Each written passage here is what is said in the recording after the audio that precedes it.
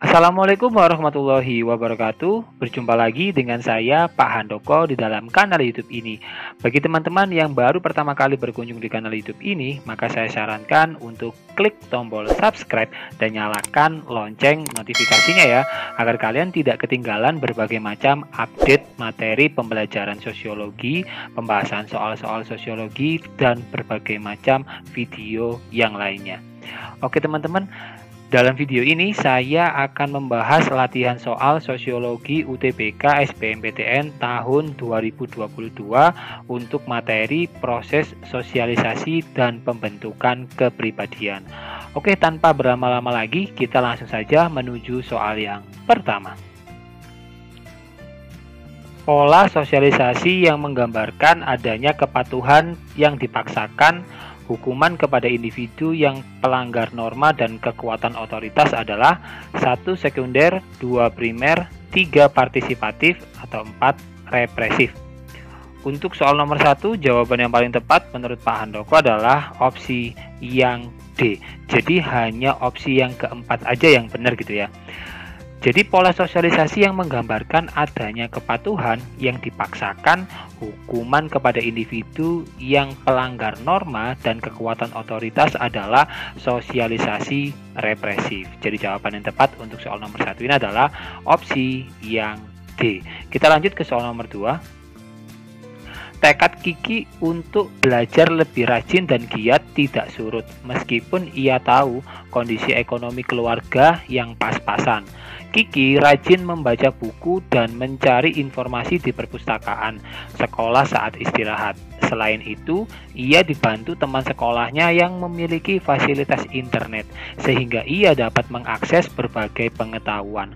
Hal ini membuat Kiki berwawasan luas dan menjadi anak yang cerdas dan berprestasi. Media sosialisasi yang berperan sesuai contoh tersebut adalah A. Lingkungan tempat tinggal keluarga dan sekolah, B. Sekolah teman sebaya dan media elektronik, C. Keluarga sekolah dan media massa, D. Lingkungan budaya sekolah dan keluarga, E. Lingkungan tempat tinggal keluarga dan media massa. Untuk soal nomor 2, jawaban yang paling tepat menurut Pak Handoko adalah opsi yang B. Jadi media sosialisasi adalah pihak-pihak yang menjadi perantara terjadinya sosialisasi, di antaranya keluarga, teman sebaya, sekolah, lingkungan kerja, organisasi, dan media massa.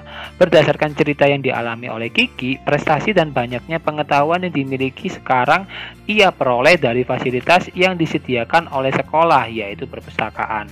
Selain itu, temannya memberikan bantuan pada Kiki untuk mencari informasi melalui media elektronik atau internet.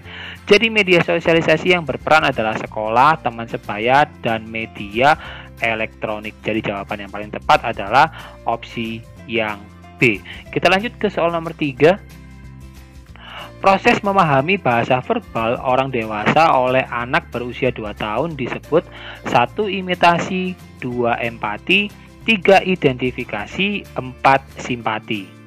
Untuk soal nomor 3, jawaban yang paling tepat menurut Pak Handoko adalah opsi yang B. Jadi hanya opsi 1 dan opsi yang 3 itu yang benar gitu ya. Nah, di sini kita akan bahas satu persatu.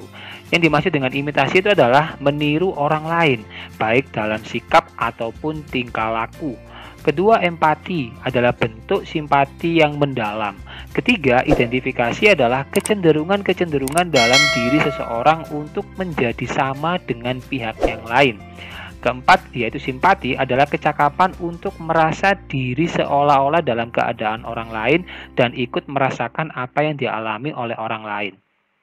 Nah, proses memahami bahasa verbal orang dewasa oleh anak berusia 2 tahun yang paling sesuai adalah imitasi dan identifikasi. Jadi jawaban yang tepat adalah opsi yang B. Kita lanjut ya ke soal nomor 4.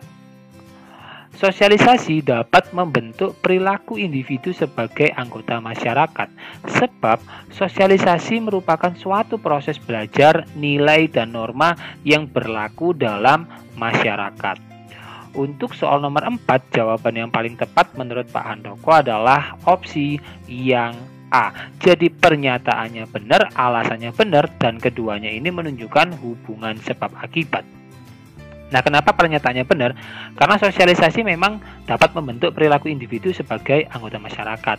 Sedangkan kenapa alasannya benar? Karena sosialisasi sendiri merupakan suatu proses belajar nilai dan norma yang berlaku dalam masyarakat gitu ya. Jadi keduanya ini menunjukkan hubungan sebab akibat. Jadi jawaban yang tepat untuk soal nomor 4 adalah opsi yang A. Kita lanjut ke soal nomor 5. Laki-laki pada umumnya digambarkan sebagai sosok yang dapat melindungi, tegar, tegas, dan tanggung jawab. Sedangkan perempuan lebih lemah lembut dan penuh kasih sayang. Realita tersebut menunjukkan adanya hubungan sosialisasi dengan A. Kebudayaan, B. Adat kebiasaan, C. Lingkungan geografis, D. Pengalaman unik, atau E. Kepribadian. Untuk soal nomor 5, jawaban yang paling tepat menurut Pak Handoko adalah opsi yang E. Jadi, sosialisasi merupakan proses belajar menuju pembentukan kepribadian melalui pemahaman mengenai kesadaran terhadap peran yang dijalankan, baik oleh dirinya sendiri maupun orang lain. Oleh karena itu, sosialisasi sangat erat kaitannya dengan pembentukan kepribadian. Jadi, untuk soal nomor 5, jawaban yang tepat adalah opsi yang E. Kita lanjut ke soal nomor 6. Peran teman sebaya dalam sosialisasi individu tidak bisa dikesampingkan. Peran teman sebaya akan menjadi besar seiring dengan bertambahnya usia. Semakin dewasa, ketaatan terhadap nasihat orang tua semakin berkurang. Hal ini berakibat pada A. Perubahan pola komunikasi antara individu dengan orang tua, B. Meningkatnya interaksi yang dilakukan individu dengan teman, C. Berlakunya kontrol dan pengaruh orang tua terhadap individu, D. Berkurangnya kepercayaan dan tanggung jawab orang tua, E. Meningkatnya interaksi yang dilakukan kelompok dengan kelompok yang lainnya. Untuk soal nomor 6, jawaban yang paling tepat menurut Pak Handoko adalah opsi yang C. Jadi, seiring bertambahnya usia, peran teman sebaya akan semakin besar dan ketaatan terhadap nasihat orang tua juga semakin berkurang. Hal ini berakibat pada berkurangnya kontrol dan pengaruh orang tua terhadap individu. Seorang anak cenderung mengikuti pola kebiasaan di lingkungannya dan ia lebih sering berkumpul dengan lingkungan yang dianggapnya bebas dan nyaman. Jadi jawaban yang tepat adalah opsi yang C. Kita lanjut ke soal nomor 7. Di Jawa Timur diberitakan seorang balita gemar mengkonsumsi rokok. Awalnya ia hanya coba-coba karena melihat kakeknya merokok. Akibatnya kini balita tersebut menjadi pecandu rokok yang bisa mengamuk jika permintaannya akan rokok tidak dituruti orang tuanya. Kejadian ini merupakan perilaku menyimpang yang disebabkan oleh A. Dorongan ekonomi keluarga, B. Sosialisasi keluarga yang tidak sempurna, C. Gaya hidup konsumtif, D. Mengikuti tren yang berkembang di masyarakat, atau E. Gangguan jiwa atau mental. Untuk soal nomor 7, jawaban yang paling tepat menurut Pak Handoko adalah opsi yang B. Jadi, tahap paling awal bagi individu untuk bersosialisasi adalah berasal dari keluarganya sendiri gitu ya. Jadi orang tua khususnya pada tahap sosialisasi memegang peranan penting karena waktu yang dilalui oleh individu saat masih usia dini adalah bersama orang tuanya. Jika individu sudah melakukan perbuatan yang menyimpang sejak masih usia dini atau balita, maka hal ini merupakan bentuk ketidaksempurnaan keluarga, terutama orang tua dalam melakukan sosialisasi. Jadi jawaban yang paling tepat adalah opsi yang B. Kita lanjut ke soal nomor 8. Agen sosialisasi utama adalah keluarga, kelompok bermain, media massa, dan sekolah. Sebab agen sosialisasi adalah lembaga yang melaksanakan sosialisasi. Untuk soal nomor 8, jawaban yang paling tepat menurut Pak Handoko adalah opsi yang E. Jadi pernyataannya salah, alasannya juga salah gitu ya. Nah, kenapa pernyataannya salah? Karena sebab agen sosialisasi yang utama adalah keluarga, kelompok bermain, sekolah, lingkungan, dan media massa. Gitu ya. Jadi sedangkan kenapa kok alasannya salah? Karena agen sosialisasi adalah pihak-pihak yang membantu seseorang individu menerima nilai-nilai atau tempat individu tersebut belajar dari segala sesuatu yang menjadikannya dewasa gitu ya. Jadi untuk soal nomor 8 ini jawaban yang paling tepat adalah opsi yang E. Kita lanjut ke soal nomor 9. Kondisi ekonomi keluarga yang pas-pasan tidak menyurutkan niat Adi untuk belajar lebih rajin dan giat. Berkat bantuan teman sekolahnya yang memiliki fasilitas internet, ia dapat mengakses berbagai pengetahuan, sehingga ia memiliki wawasan pengetahuan yang lebih dibandingkan dengan teman-temannya. Keadaan ini membentuk kepribadian Adi tidak mudah menyerah. Media sosialisasi yang berperan sesuai contoh tersebut adalah A. Sekolah dan media massa, B. Keluarga dan media massa, C. Lingkungan tempat tinggal dan keluarga, D. Lingkungan budaya dan keluarga, atau E. Teman sebaya dan media elektronik. Untuk soal nomor 9, jawaban yang paling tepat menurut Pak Handoko adalah opsi yang E. Jadi media sosialisasi adalah pihak-pihak yang menjadi perantara terjadinya sosialisasi di antaranya keluarga, teman sebaya, sekolah, lingkungan kerja, organisasi, dan media massa. Jika kita mengacu pada cerita yang dialami oleh Adi, maka prestasi dan banyaknya pengetahuan yang dimilikinya sekarang itu diperoleh dari temannya yang memberikan bantuan pada Adi untuk mencari informasi melalui media elektronik atau internet. Jadi media sosialisasi yang berperan di sini adalah teman sebaya dan media elektronik. Jadi opsi yang paling tepat adalah yang E. Kita lanjut ke soal nomor 10. Masa orientasi siswa yang diselenggarakan pada saat penerimaan siswa baru merupakan proses desosialisasi, sebab melalui MOS individu akan memiliki identitas yang baru. Untuk soal nomor 10, jawaban yang paling tepat menurut Pak Handoko adalah opsi yang A. Jadi pernyataannya benar, alasannya benar, dan keduanya ini menunjukkan hubungan sebab akibat gitu ya. Nah, kenapa pernyataannya benar? Karena memang MOS itu proses desosialisasi gitu kan. Sebab segala yang dimiliki anak sebelumnya akan hilang dan mengalami resosialisasi di tempat yang baru. Nah, sedangkan kenapa alasannya benar? Karena melalui MOS memang individu itu akan memiliki identitas yang baru. Jadi keduanya itu memiliki hubungan sebab akibat. Jadi jawaban yang tepat untuk soal nomor 10 ini adalah opsi yang A. Kita lanjut ke soal nomor 11. Sejak menjadi ketua Karang Taruna di tempat tinggalnya, Andri lebih peka terhadap permasalahan sosial yang terjadi di sekitarnya. Ia selalu mengelola gagasan untuk mengatasi permasalahan sosial tersebut dengan jelas dan terperinci.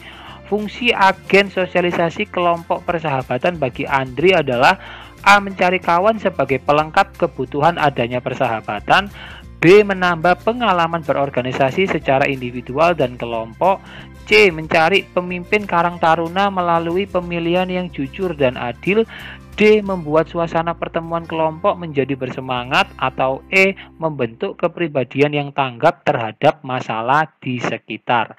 Untuk soal nomor 11, jawaban yang paling tepat menurut Pak Handoko adalah opsi yang E. Jadi kepekaan sosial yang dirasakan Andri sejak ia menjadi ketua Karang Taruna menunjukkan salah satu fungsi sosialisasi kelompok persahabatan, yaitu membentuk kepribadian yang tanggap terhadap lingkungan sekitar. Jadi jawaban yang tepat adalah opsi yang E. Kita lanjut ke soal nomor 12. Setiap orang tua selalu mengajarkan kepada anaknya tentang sopan santun, cara bersikap dan berperilaku terhadap orang lain ataupun orang yang lebih tua. Tujuan dari sosialisasi tersebut adalah A. Agar anaknya dapat hidup bersemangat, B. Supaya menjadi anak yang sukses dalam bisnis, C. Supaya anaknya kelak menjadi pejabat, D. Agar memiliki kepribadian yang kuat, atau E. Agar anaknya tidak menyusahkan orang tua. Untuk soal nomor 12, jawaban yang paling tepat menurut Pak Handoko adalah opsi yang A. Jadi tujuan sosialisasi adalah mewariskan nilai dan norma kepada generasi penerus, membantu individu untuk beradaptasi dengan lingkungan sekitar, memberikan pengetahuan yang berhubungan dengan nilai dan norma dalam masyarakat, mencegah terjadinya perilaku menyimpang, dan tercapainya integrasi masyarakat. Nah, berdasarkan soal, anak yang diajari cara berperilaku sopan santun terhadap orang lain merupakan bentuk dari penanaman nilai dan norma pada generasi penerus yang diharapkan mampu membawa anak tersebut untuk beradaptasi dalam lingkungan masyarakat nantinya. Jadi jawaban yang tepat untuk soal nomor 12 ini adalah opsi yang A. Kita lanjut ke soal nomor 13. Perilaku seseorang dalam hidup bermasyarakat sangat dipengaruhi oleh lingkungan pergaulan. Misalnya seseorang anak yang dibesarkan di lingkungan pondok pesantren, pola perilakunya akan mencerminkan karakteristik pesantren. Nah, kenyataan itu sesuai dengan tujuan sosialisasi, yaitu A. Mewariskan norma dan nilai kepada generasi penerus, B. Membantu individu untuk beradaptasi dengan lingkungan sekitar, C. Tercapainya integrasi masyarakat, D. Mencegah terjadinya perilaku menyimpang, atau E. Memberitahukan tentang peraturan yang berlaku dalam masyarakat. Nah, untuk soal nomor 13, jawaban yang paling tepat menurut Pak Handoko adalah opsi yang B. Jadi salah satu tujuan dari adanya sosialisasi yaitu membantu individu untuk beradaptasi dengan lingkungan sekitar. Misalnya dalam kehidupan pesantren yang syarat akan unsur agama yang kental. Pemahaman akan norma dan nilai yang berlaku dalam pesantren seperti perilaku dan kebiasaan dalam pesantren yang diberikan kepada warga pesantren akan membuat warga pesantren menyesuaikan diri untuk hidup dalam lingkungan pesantren gitu ya. Jadi jawaban yang tepat untuk soal nomor 13 ini adalah opsi yang B. Kita lanjut ke soal nomor 14. Media sosialisasi berperan membentuk kepribadian individu sehingga tidak berperilaku menyimpang. Oleh sebab itu, televisi atau media massa lain harus bertanggung jawab dalam menjalankan fungsi A. Menyajikan tayangan yang menghibur, B. Memberikan ilmu pengetahuan, C. Menanamkan nilai dan norma sosial, D. Menyebarkan informasi mutakhir, atau E. Menjelaskan hasil pembangunan. Untuk soal nomor 14 ini jawaban yang tepat menurut Pak Handoko adalah opsi yang C. Jadi media massa memang memiliki peran dalam proses sosialisasi. Hal ini dikarenakan kemudahan yang diberikan oleh media massa. Dengan menyalakan televisi, mendengarkan radio, membaca koran, atau browsing melalui internet, membuat informasi mudah diakses oleh masyarakat. Dalam kaitannya dengan proses sosialisasi, media massa berguna dalam penanaman nilai dan norma. Masyarakat melalui informasi-informasi yang disajikan baik secara tulisan, audio, maupun visual. Jadi jawaban yang tepat untuk soal nomor 14 ini adalah opsi yang C. Kita lanjut ke soal nomor 15. Media massa mempunyai peranan penting dalam proses transformasi nilai dan norma masyarakat. Sebab melalui media massa, apa yang ditonton, didengar, dan dibaca dapat mempengaruhi perilaku masyarakat ke arah yang bersifat positif atau negatif.